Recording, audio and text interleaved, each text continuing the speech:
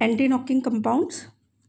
So those compounds which when added to gasoline increase its octane number and decrease knocking are called as anti-knocking compounds. Again repeat, those compounds which when added to gasoline or petrol and help in increasing its octane number and decrease the knocking property, they are called anti-knocking compounds, and they also improve the quality of fuel.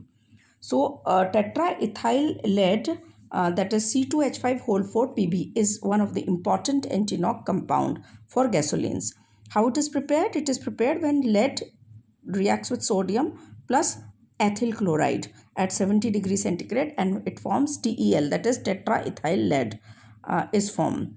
Now another anti-knock compound is trimethyl lead, that is TML, iron carbonyl. So these are few more anti-knock compounds.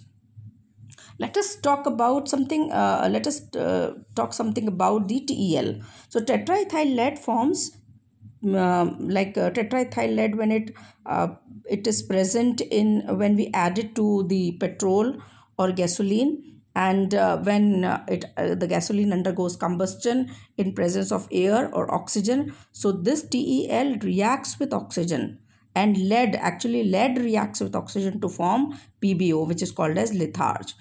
Litharge deposits on the inner walls of the cylinder and it jams the piston. So we add another compound which is called as ethylene dibromide.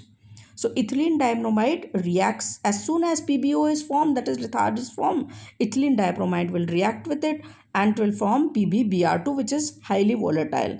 This PbBr2 escapes out from the piston. It comes out and free in the air, and it pollutes the environment, because when we breathe such air which contains PbBr2, then lead enters into our lungs and it causes cancer.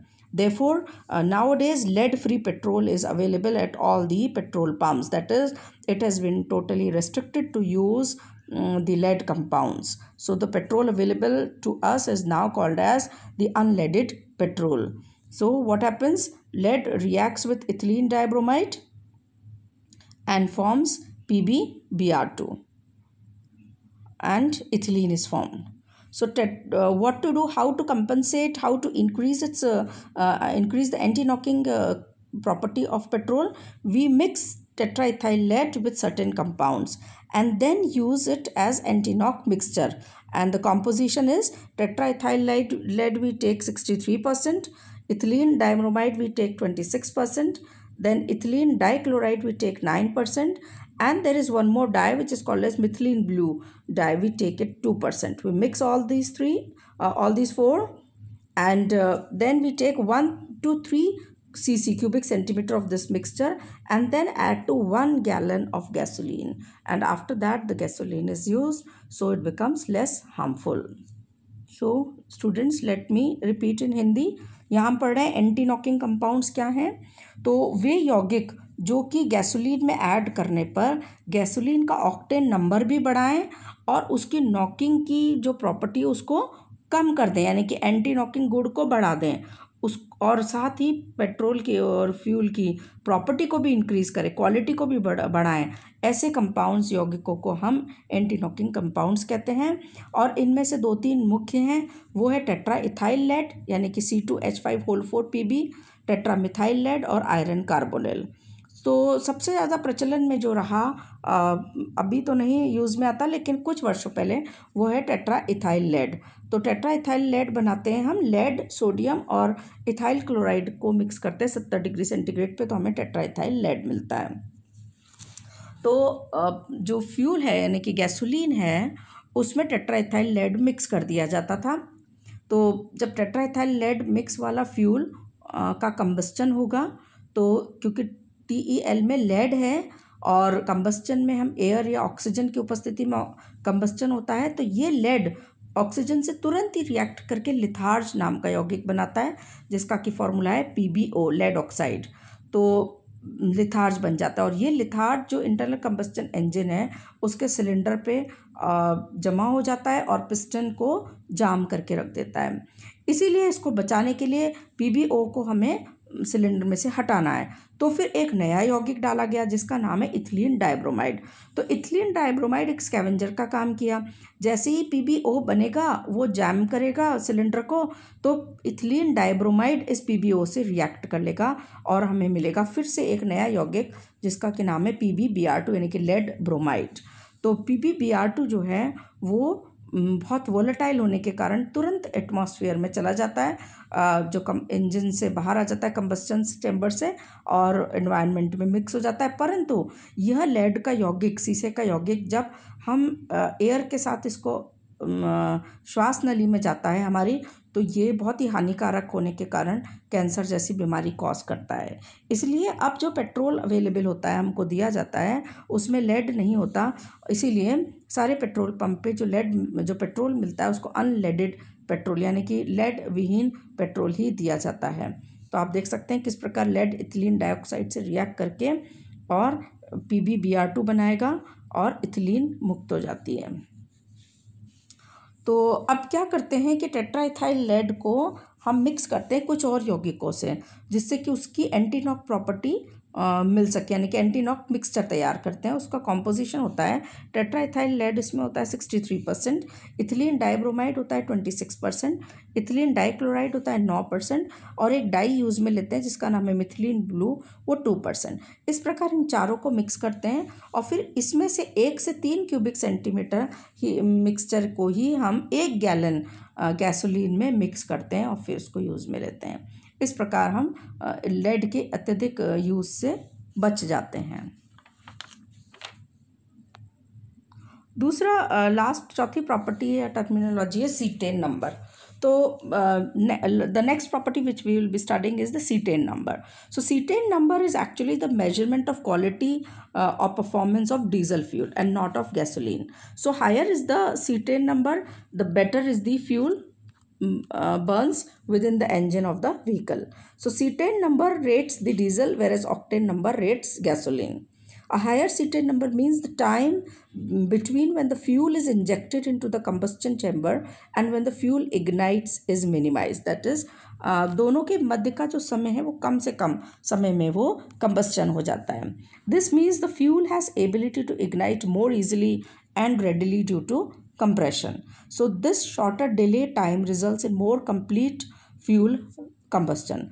The cetane number is again a scale which is defined by two primary reference fuels, that is hydrocarbons. A is normal hexadecane, which is also called as cetane, that is C16H34, which has a very good ignition quality and it has been assigned the cetane number of 100. The other one is 1-methyl naphthalene, which has a poor ignition quality and it has been assigned cetane number 0. So diesel fuels which we use in vehicles, generally they have cetane number between 48 to 50. So let me repeat in Hindi, students. यहाँ पे एक दूसरी property, हम चौथी property या terminology use पढ़ रहे हैं जिसको हम सीटेन नंबर कहते हैं। तो मैं आपको क्लियर कर दूँ कि सीटेन नंबर एक्चुअल में ये ग्रेड करता है डीजल फ्यूल को। तो यहाँ पर हम डीजल फ्यूल्स की जब ग्रेडिंग की बात आती है, उनकी क्वालिटी को बताने के बारे में, तो हम सीटेन नंबर से उसको एक्सप्रेस करते हैं कि डीजल फ्यूल कितना बढ़िया होगा या कितनी उसमें नॉकिंग होगी या नहीं होगी और कितना इजीली उसका कंबस्टन होगा। तो जितना ज़्यादा सीटेन नंबर होगा हम कहते हैं उतना ही बढ़िया फ्यूल है और उतना ही बढ़िया तरीके से इंजन वर्क करेगा। तो सीटेन नंबर यहाँ पे डिफरेंस है, सीटेन नंबर डीजल को रेट करता है जबकि ऑक्टेन नंबर पेट्रोल को रेट करता है। तो दोनों के इंजन्स में अंतर होता है। जो पेट्रोल है उसका चलने वाली गाड़ियों का इंजन आईसी इंजन कहलाता है, 4 स्ट्रोक होता है वो, और यहाँ पर डीजल का इंजन जो है वो थोड़ा सा अलग डिज़ाइन का होता है।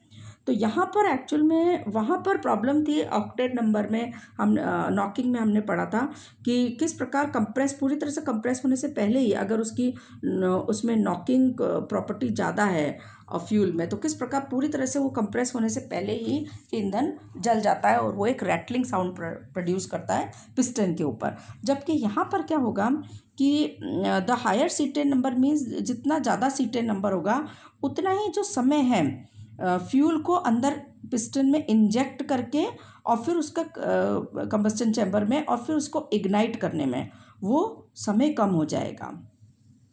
Again repeat, the higher C10 number means time between the fuel injected into the combustion chamber, यानी कि combustion chamber में fuel जब इंजेक्ट होता है और वो इग्नाइट होता है, उसके बीच का जो समय है वो कम से कम हो जाता है जब C10 नंबर ज़्यादा से ज़्यादा होता है।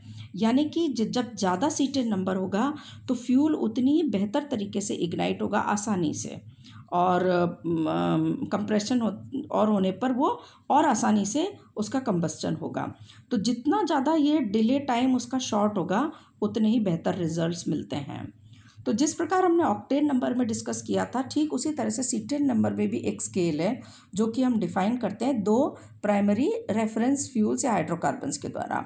एक है नॉर्मल हेक्साडेकेन, जिसको हम C10 भी कहते हैं, जिसका फॉर्मूला है N मतलब नॉर्मल C16H34। तो ये एक एल्केन है और इसकी बहुत ही अच्छी इग्निशन क्वालिटी होती है, इसलिए हमने इसको C10 नंबर 100 दिया हुआ है। दूसरी तरफ एक और हाइड्रोकार्बन है, उसका नाम है 1-मेथिल नेफ्थलीन, और इसकी बहुत ही पुअर इग्निशन क्वालिटी, इसलिए हमने इसको दिया है C10 नंबर 0। तो जो फ्यूल्स होते हैं हाइड्रोकार्बन से, डीजल जो फ्यूल होगा वो इस 100 और 100 के बीच में होता है, और जितना वो 100 के नज़दीक होगा उतना हम कहेंगे उसका C10 नंबर अधिक है। तो इस प्रकार से ये रेटिंग के लिए एक आर्बिट्ररी स्केल है। हम जो भी डीजल प्राप्त करेंगे जिस भी सोर्स से, उसकी क्वालिटी कैसी होगी उसको हम जज करेंगे इन दो यौगिकों को मिक्स करने पर। जो ईंधन की प्रॉपर्टी होगी वही प्रॉपर्टी अगर उस ईंधन की है तो उतना ही C10 नंबर हम उस नए वाले ईंधन को भी दे देंगे। तो जो व्हीकल्स में हम डीजल फ्यूल यूज़ में लेते हैं, ज़्यादातर उनकी 48 से 50 के करीब C10 नंबर की वैल्यू पाई जाती है।